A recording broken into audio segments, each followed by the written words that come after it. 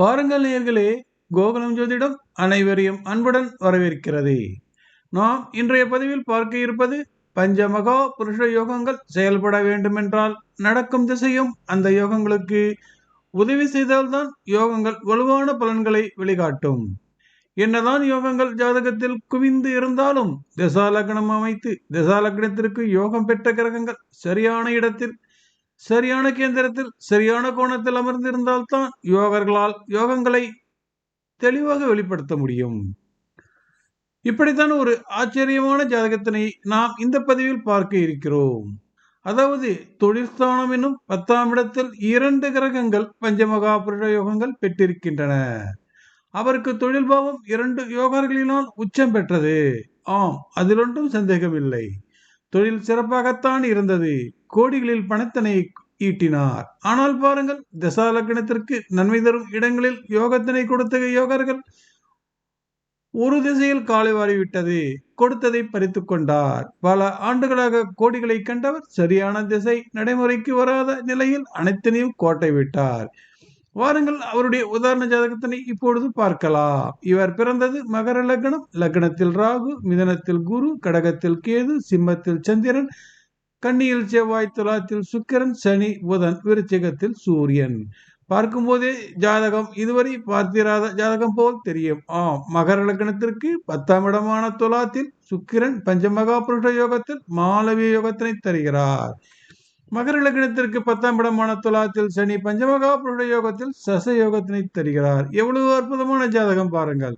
ஒரே வீட்டில் 2 வலிமையான யோகங்கள். இவருக்கு தொழில் பிரமாதமாகத்தான் இருந்தது. இவருக்கு சூரிய திசையானது நடக்க ஆரம்பித்தது. மகர லக்னத்திற்கு 8ஆம் இடத்தோன் சூரியன் கெடுபலனைத்தானே தருவார் என நினைக்கலாம். ஆனால் அப்படியல்ல. 10ஆம் இடத்திற்கு லாபத்தானமாக வரும் சூரியனின் திசையில் தான் இவருக்கு திருப்பங்கள் ஏற்பட்டது. தொழில் சூடுபிடிக்க ஆரம்பித்தது. பணம் பல வழிகளில் வந்தது. சூரியனுக்கு அடுத்ததாக சந்திர திசை வந்தது. மகர லக்னத்தின் 7ஆம் இடத்தோன் சந்திரன் 8இல் அமர்ந்தால் பலனில்லையே என நினைக்க தோன்றுகிறதா? அதுதான் இல்லை. மகர லக்னத்தின் 10ஆம் இடத்திற்கு 11ஆம் இடத்தில் சந்திரன் யோகர்களின் உதவியால் யோகங்களை பெற்று பணத்தினை அள்ளி அள்ளி தந்தார்.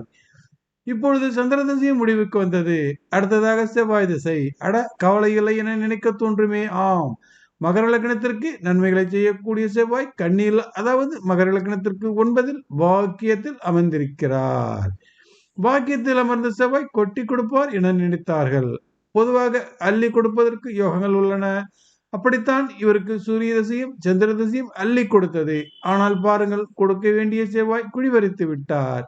ஏன்? இது எப்படி, எதனால் நடந்தது? வாருங்கள், அதற்கான விடையினைத்தான் இப்பொழுது நாம் பார்க்க இருக்கிறோம். மகர லக்னத்தின் 4ஆம் இடத்திற்குரியவர் செவ்வாய் தனது வீடான மேஷத்திற்கு 6இல் மறைந்தார். மகர லக்னத்தின் 11ஆம் இடத்திற்குரியவர் செவ்வாய் வீடான விருச்சிகம் மகர லக்னத்திற்கு பாதகஸ்தானமான மாறியது. எனவே செவ்வாயின் அமரிடமானது வலுவிழந்தது. அப்படியே 10ஆம் இடத்திற்கு பார்க்கும் பொழுது துலாம் வீட்டிற்கு, அதாவது 10ஆம் வீட்டிற்கு 12இல் விரயத்தில் செவ்வாய் அமர்ந்தார்.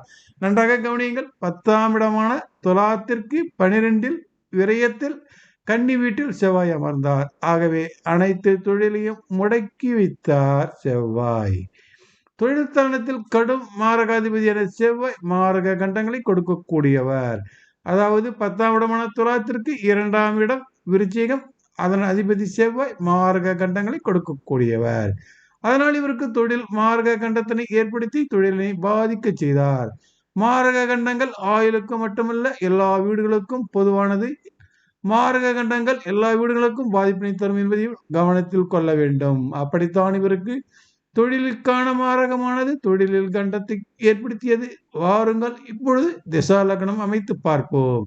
செவ்வாய் அமர்ந்த வீடான கன்னி வீடாகும். கன்னி வீட்டிற்கு கடும் பாவியாக செவ்வாய் நன்மை தரமாட்டார். அதாவது செவ்வாய் அமர்ந்த வீடே கன்னி லக்னமாகும். திசா லக்னம் கன்னி ஆகிறது.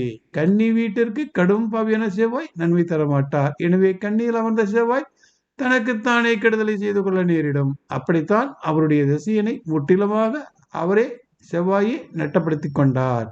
செவ்வாய் கண்ணியிலிருந்து மகர லக்னத்தின் பெரிய பாவத்தினை பார்த்து விரயங்களை கொடுத்தார்.